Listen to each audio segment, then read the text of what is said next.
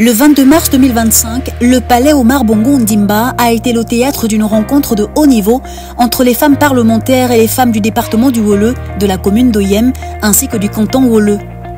Cette initiative, organisée en différé dans le cadre de la Journée internationale des droits de la femme, a pris la forme d'un atelier de formation décalé dans le temps afin de favoriser un dialogue approfondi avec les participantes.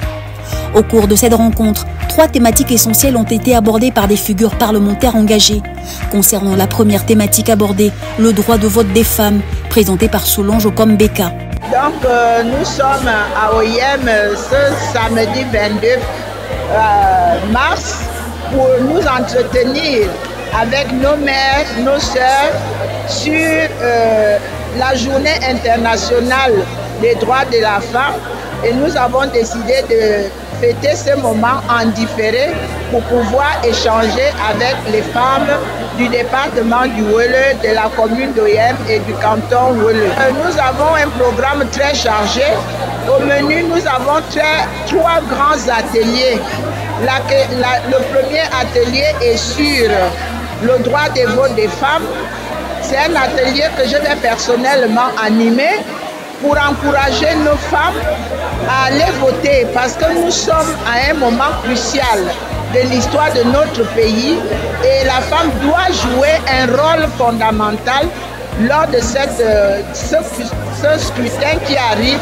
Nous voulons encourager nos femmes en leur donnant les tenants et les aboutissants du vote, en les incitant massivement à aller voter, en leur permettant de connaître leurs droits fondamentaux sur le vote.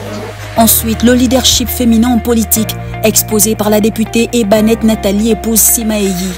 Pour ma part, j'ai animé un atelier portant sur femmes et leadership politique. Il était important d'encourager les femmes, de les sensibiliser à l'importance de leur implication. Le contexte international nous est favorable. Il existe une réglementation qui encourage la participation des femmes à la politique.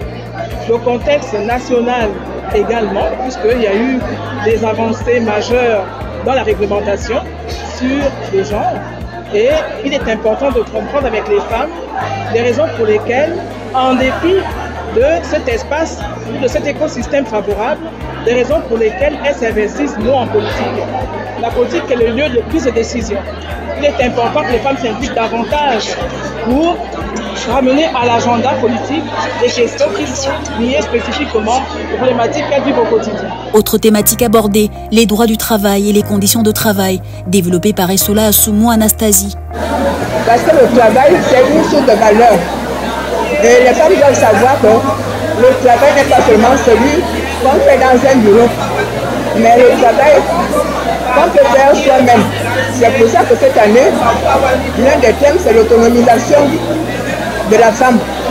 Ça veut dire quoi? Ça veut dire que la femme peut faire ses gâteaux, la femme peut vivre de ses produits du billet. C'est un travail. Parce que nous voyons en ce moment que le travail au bureau est déjà saturé. Et le travail, si on regarde pourquoi on célèbre la journée internationale des droits de la femme, c'est que quelque part il y a eu une histoire. Le 8 mars 1857, il y a 129 ouvrières qui ont été assassinées par leur patron parce qu'elles réclamaient les meilleures conditions de travail. Donc c'est pour cela qu'il faut rappeler aux femmes qu'elles ont des droits. Ces échanges ont permis d'apporter des éclairages précieux sur les défis et les opportunités liées à la participation des femmes dans la vie politique et professionnelle, tout en renforçant leur engagement pour une société plus égalitaire. La rencontre s'est conclue dans un esprit de solidarité par une photo de famille, scellant cette journée d'échange et d'engagement en faveur des droits des femmes.